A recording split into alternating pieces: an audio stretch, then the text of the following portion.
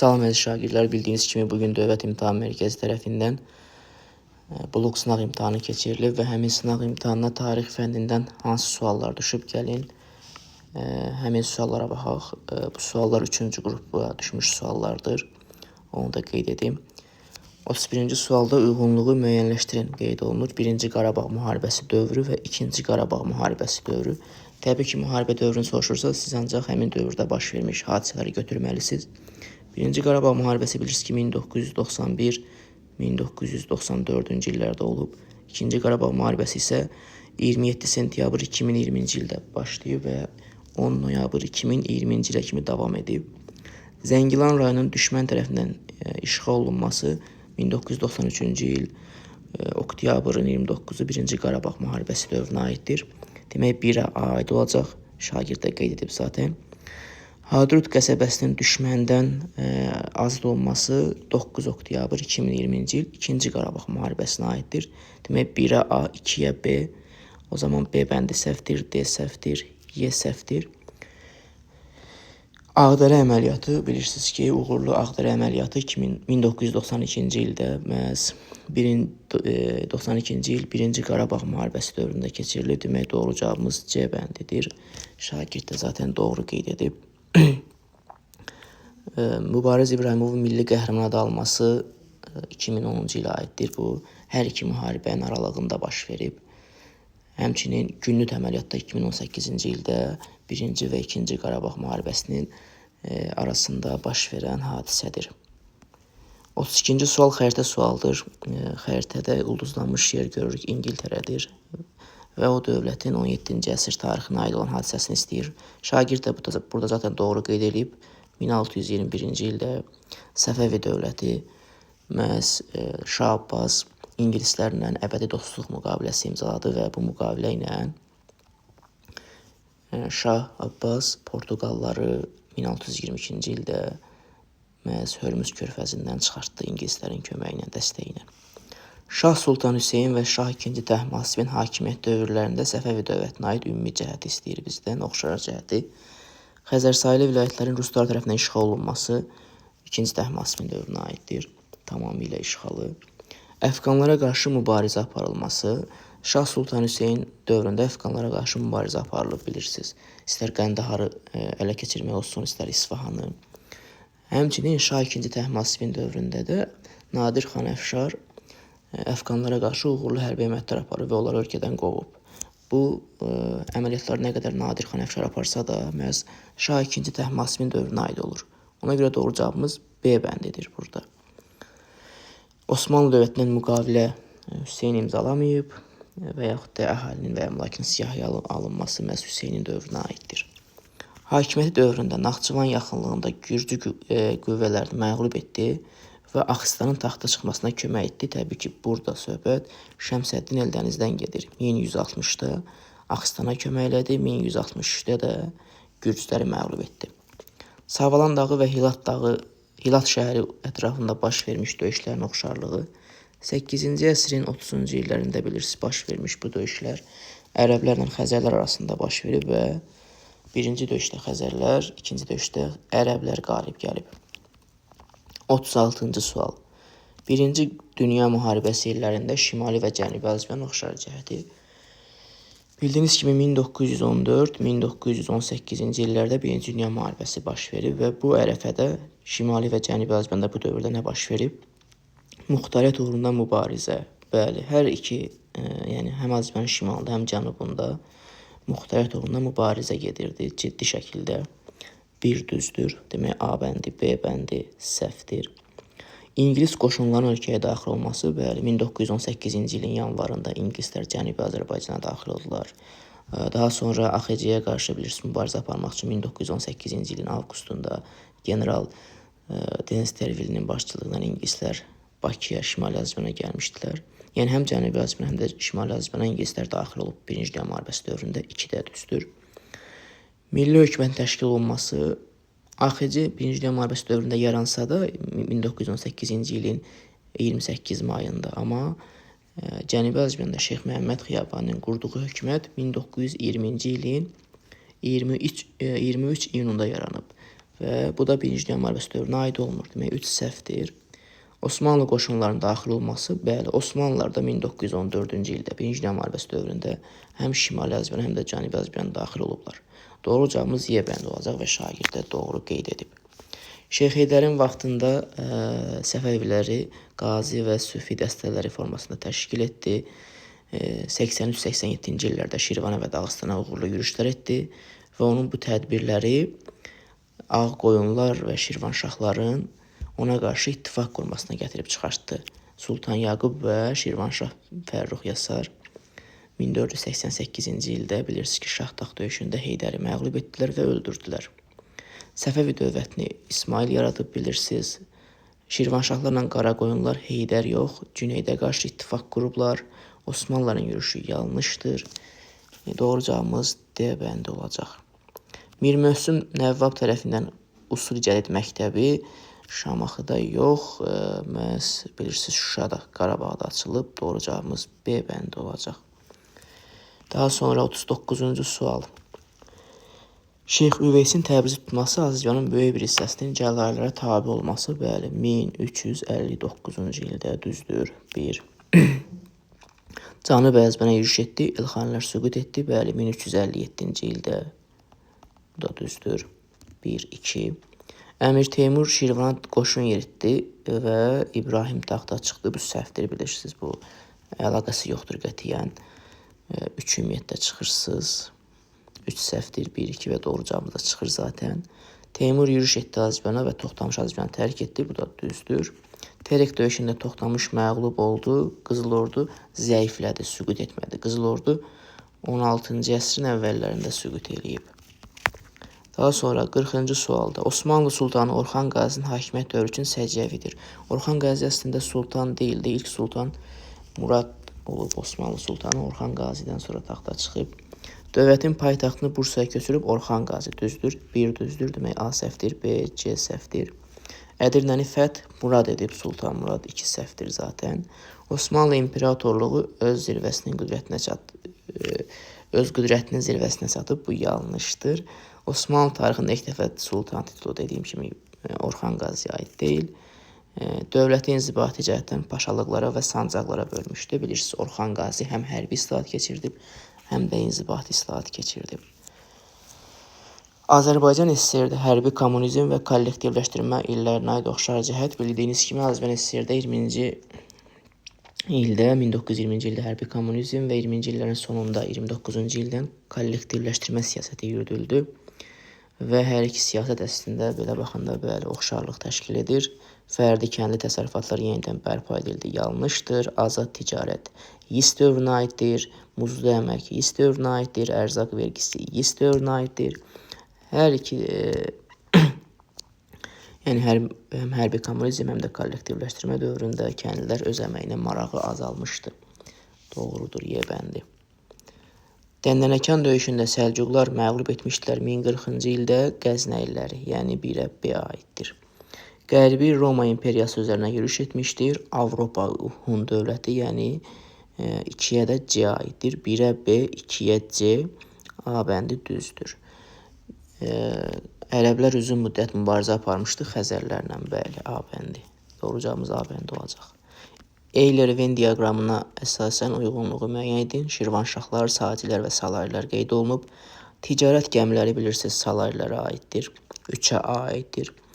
Dərbəndi ələ keçirib, Şirvanşahlar zaten şimal-şərqdə yaranmışdı, Dərbəndi tabi etmişdilər. Saci və Salarilər də Azərbaycanı Vaydalda birləşdiriblər və Dərbəndi tabi ediblər. Demək, B bəndi, B hamıya aiddir, yəni oxşardır. Şagird düz yazıb zaten, Y bəndi düzdür. Məziyyətlər idarə edirdilər Şirvanşahlar dövlətini, Rey şəhərini Yusif ibn Əbsad Samanilərdən aldı, Mərzban bin Məhəmməd Salari dövlətini qurub və qanunnamə qəbul edib. Y bəndi doğru cavabdır. Manna dövlətinin ictimai və dövlət quruluşunun səciyyəvi cəhətini müəyyən edin. Qeyri-məhdud hökmdar hakimiyyəti mövcud idi, düzdür. Hökmdarların fərman və qanunları feodalizm, Manna bilirsiniz ki, quldarlıq dövründə mövcud olub və feodalizm olmayıb, 2 səhvdir ümumiyyətlə. Və doğru cavabımız çıxır artıq Y bəndi. Şagird burada səhvə yol verib. Vilayətləri hökmdar tərəfindən təyin olunan canişinlər idarə edirdi. Düzdür. Eramızdan əvvəl 8-ci əsrdə hakimiyyət irsi keçirdi. Əyarətlərin ağsaqqallar şurası tərəfindən təyin edilən canişinlər idarə edirdi. Bu səhvdir. Şagird nədənsə burada 3 ilə 5-i 3-ü də götürüb, 5-i də götürüb. 3 ilə 5 əslində burada bir-birini təksib edir. Əslində çox yaxşı yazıb testi belə baxanda. Yaxşı işləyib. 19-cu əsrin birinci yarısına aid deyil. Qafqaz canişinliyinin yaradılması, bəli, 1844-cü il aiddir. Pyotrun erməniləri Bakıda məskunlaşdırılması 1724-cü ilə aiddir və bu 18-ci əsrin birinci yarısına aiddir. Demək, doğru cavabımız B bəndi olacaq. Rəhdari Rüsmü 1836-cı ildə ləğv olunub, şagird yazıb zaten. Alban katolikosluğunu da düz qeyd edib. Təriqətçi və bidətçilərin köçürülməsi 1830-cu il 19-cu əsrin birinci yarısında baş verib. Hakimiyyət uğrunda mübarizə baş verdi. Böyük Hun imperiyası 2 yerə parçalandı. Düzdür. Hunlar Pinçen şəhəri yaxınlığında Çini mühasirəyə aldılar. Sin sülaləsi, Sin yox, bəli, burada Xan sülaləsi hakimiyyətdə idi. Bu səhvdir. Mete Tanhu işğallara başladı. Monqol və Tibet tayfalarını tabe etdi. Düzdür. Teoman Çinə yürüş edəndə Xan yox, Sin sülaləsi hakimiyyətdə idi. Demək, Mete Çin səddi məhz Xan yox, Sin sülaləsi dövründə inşa olunub. Bu dövrdən başlayaraq insanlar qan qomluğu əsasən birlikdə yaşamağa başladılar. Qan qomluğu bilirsiniz ki, üst paleolitdə yaranıb, şagird də qeyd edib zaten. Bu dövrdə insanlar heyvanları daha uzaq məsafədən ovlamağa başladılar. Yəni ox və kamanı kəşf etdilər, yəni mezolit dövründə. Birinci mətndə bəhs edilən dövrdən, yəni üst paleolitdən fərqli olaraq ikinci mətndə, yəni mezolit dövründə nə baş verib? İstehsal təsərrüfatına keçid oldu. Bəli, mezolitdə bilirsiniz, əkinçilik yarandı. Bir, düzdür. Daha sonra insanlar qəbilə icması halında yaşayırdılar. Bu hər ikisinə aiddir. Axirət müddəsinə inam hər ikisində var idi. Yeni sənətkarlıq sahəsi, ümumiyyətlə sənətkarlıq neolitdə yaranıb. Bu da səhvdir. Doğru cavabımız bəli, B bəndi olacaq. Ərəb xilafət dövrünə aid deyil. Xidmətə görə torpaq verirdilər. Əhalini 725-ci ildə siyahıya almışdılar. Dastakir torpağı isə Sasanilər dövrünə aiddir. Xürrəmi üsyanları və vəqf torpaqları da ərəblərin dövrünə aiddir. Dastakir bilirsiniz ki, xidmət daha doğrusu feodalların şəxsi torpaqları idi. Bu Sasanilər dövrünə aiddir. Azərbaycan Respublikasının NATO Parlament Assambleyasının assosiyalaşdırılmış üzvlüyünə qəbul edildiyi samitin keçirildiyi dövlət bu 2002-ci ildə İstanbulda, yəni Türkiyədə keçirilib. Doğru cavabımız C bəndi olacaq. 13-cü əsrdə Aralıq dənizində ticarətin birinciliyi Venesiya və Genoaya keçməsinin səbəbi bilirsiniz ki, 1204-cü ildə 4-cü xaç yürüşləri nəticəsində Bizans ələ keçirildi. Bizansda Latın imperiyası quruldu xaçlar tərəfindən və Bizans müvəqqəti də olsa öz müstəqilliyini itirdi. Və Bizans 1261-ci ildə xaçları qovsa da, Latın imperiyası süqut etsə də, Bizans Aralıq dənizində ticarət üstünlüyünü itirdi və bu üstünlük Venesiya ilə Genoaya keçdi. Şagird burada doğru qeyd edib. Türkiyə Respublikasının 20-ci əsrin 20-ci və 60-cı illərinə aid oxşar cəhət aqrar islahatların keçirilməsi yanlışdır. NATO ilə əməkdaşlıq yanlışdır. Hərbi çevriliş yanlışdır. Konstitusiya, bəli, 1924 və 1961-ci illər, 20-60-cı illərin oxşar cəhətidir. Doğru cavabımız D bəndi olacaq. Monqol canişinliyi dövrü bilirsiniz ki, 1239-cu ildə Monqollar 2-ci Monqol yürüşündən sonra bütün Azərbaycanı işğal etdilər və bizi Ali Monqol xaqanlığına tabi etdilər. 1256-cı ilə kimi Monqolların 3-cü yürüşün başlanmasına kimi və 3-cü yürüş nəticəsində də Hulakilər dövləti yarandı 1258-ci ildə. Və həmin dövrdə yerli feodallar köçəri Monqol əyanlarından asılığı gücləndirilmişdir. Şagird düz yazıb. Və yerli feodalların mövqeyi möhkəmləndirildi. Səhvdir. İslam dinini qəbul etməsi səhvdir. Yerli feodallara torpaq sahələrini əldə saxlamaq üçün qəbalə yox, bilirsiniz ki, yarlıq adlı icazə sənədi verilirdi. İkinci Rus-Qacar müharibəsindən fərqli olaraq 1-ci Rus-Qacar müharibəsi dövründə İkinci Rus-Qacar müharibəsi bilirsiniz ki 1826-1828-ci illərdə, birincisi isə 1804-1813-cü illərdə olub. Bizdən istəyir ki, ikinci Rus-Qacar müharibəsindən fərqli olaraq birincisi dövründə nələr baş verib? Yəni 1804-1813-cü illərdə. Qarabağ xanlığında xan idarəsi saxlanılmışdı. Bəli. Çünki Qarabağ xanlığı 1822-ci ildə ləğv olundu və 2-ci Rus-Qacar müharibəsi dövründə artıq onun müstəqilliyi itirilmişdi. Müəyyən müddət Gəncə xanlığı bərpa olunub. Gəncə bilirsiniz işğal olunduqdan sonra Rus-Qacar müharibələri başlayıb və o bir daha öz müstəqilliyini bərpa etməyib Gəncə xanlığı, 2 səhvdir. Əyalətləri komendantlar idarə edirdi hər iki dövrdə. Yəni Azərbaycanı ruslar işğal etməyə başladıqdan 1840-a qədər əyalətləri məhz komendantlar idarə edirdi. Qubada yerli bəylərdən ibarət əyalət şurası 1806-dan 1810-a qədər olub. Bu da 1-ci Qarabağ müharibəsi dövrünə düşür. Və bir sıra xanlıqların Rusiya tərəfindən işğalı həm 1-ci, həm də 2-ci Rus-Qacar müharibəsi dövründə bir sıra xanlıqları ruslar işğal ediblər. 54-cü suala baxaq. 54-cü sualda AXC-yə aid hadisələrin ardıcıllığını istəyir. Naxçıvan General Qubernatorluğunun yaradılması 1819-cu ilin fevralındadır. Hökumətin Gəncədən Bakıya köçməsi bilirsiniz 1918-ci ilin 17 sentyabrındadır, üzr istəyirəm. Batı müqaviləsinin imzalanması 1918-ci ilin iyun ayı, Gürcüstanla hərbi müdafiə paktı isə 19-cu ilin iyun ayındadır. O zaman ardıcıllığımız 3, 2, 1, 4 olacaq. Və burada biz nəyə diqqət etməliyik? Burada şagird əslində ilk 3 ili düz yazıb. Amma sonuncusu Gürcüstanla müqaviləni səhv yazıb deyə bu sualı səhv gedib 3-2-4-1 yazıb. Əslində 3-2-1-4 olmalıdır. Və əziz şagirdlər, artıq blok imtahanına hazırlaşırsınız və bilirsiniz ki, blok imtahanına az bir müddət qalıb. O yüzden də oxuduğunuz mövzuları, öyrəndiyiniz mövzuları, təkrarladığınız mövzuları diqqətlə təkrarlayın. Diqqətlə oxuyun, biraz haşiyəyə çıxın.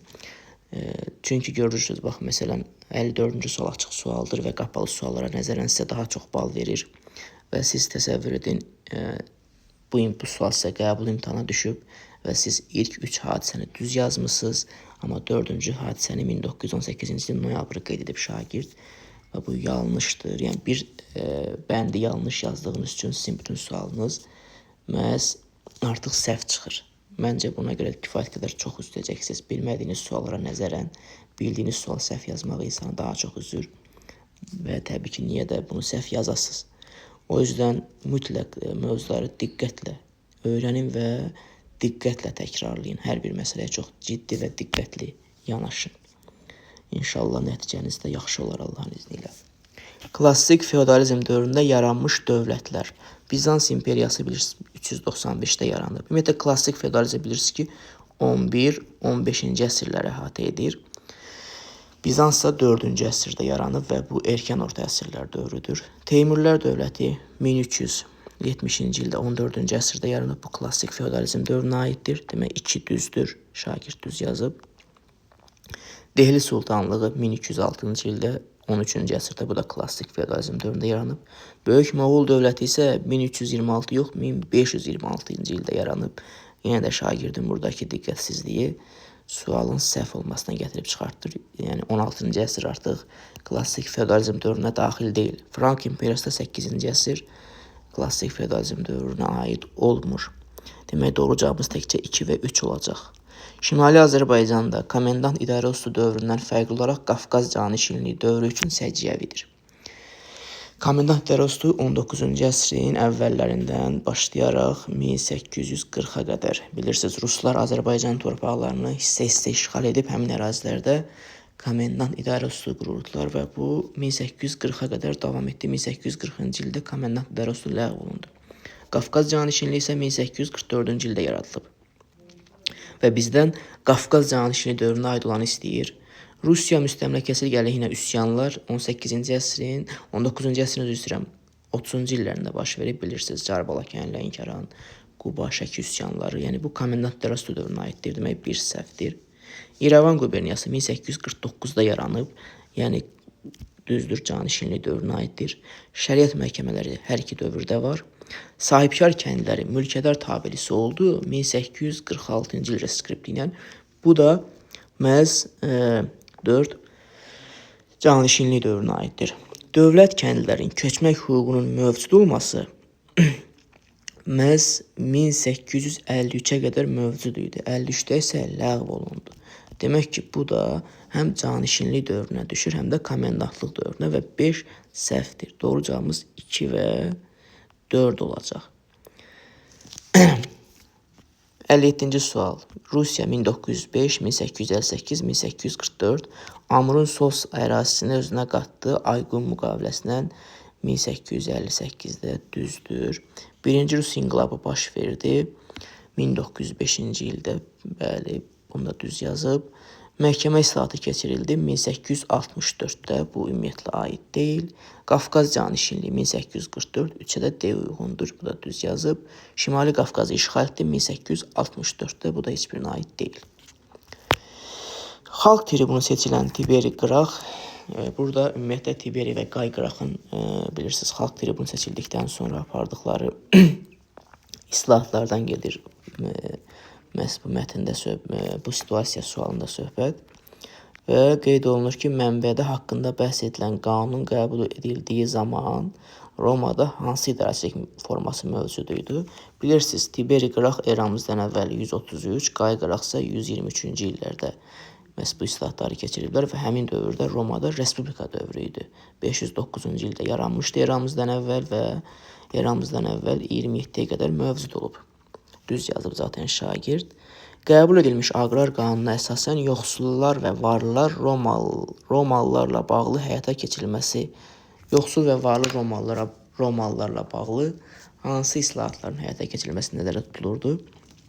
Bilirsiniz ki, bu islahatların mahiyyəti ondan ibarət idi ki, varlı Romalıların 250 hektardan artıq torpağı kəsilib götürülməli və o yoxsul kəndlərə, yoxsul Romalılara verilməli idi. Və həmin torpağı alan yoxsullar, daha sonra qanun qəbul olundu ki, o torpağı yoxsul kəndi satması qadağan idi. Yəni, varlıdan alınıb yoxsula verilən torpağı yoxsul kəndi satması qadağandır. Onu sata bilməz. Qanunla ona icazə verilmirdi. Tarixi biliklərinizə əsasən Qay Qıraqın öldürülməsinin aqrar islahatı üçün iki nəticəsi. Qay Qıraq öldürüldükdən sonra bilirsiniz, kəndlərə torpağın paylanması dayandırıldı və o qanun ki qəbul olunmuşdu ki, kəndli onlara paylanmış torpaqları sata bilməz. Həmin qanunu ləğv etdilər və yenidən kəndlərə vaxtilə Tiberi və Qay Qıraq tərəfindən verilmiş torpaqları məhz onlardan geri almağa başladılar. Əziz şagirdlər, sizə bugünkü blok sınavında düşmüş sualları izah etməyə çalışdım. Qaranlıq qalan məqamlar, təklif və rəylərinizi qeyd edə bilərsiniz. Hər birinizə uğurlar arzulayıram. İnşallah növbəti imtahanlarınızda daha da yaxşı keçər. Sağ olun.